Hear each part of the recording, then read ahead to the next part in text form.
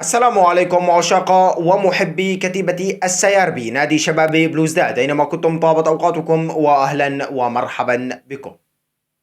سوق انتقالات صيفي شهد الكثير من الانتقالات لنادي شباب بلوزداد، انتقالات قوية وانتقالات جميلة ومؤثرة على مستوى النادي. وفي آخر الأخبار وبعد إغلاق الميركاتو بشكل رسمي وفي سوق الانتقالات الحرة، نجد بأن فاروق الشافعي رسميا ينضم إلى نادي شباب بلوزداد في صفقة قوية من شأنها أن تعزز من قوة الكتيبة السياربية.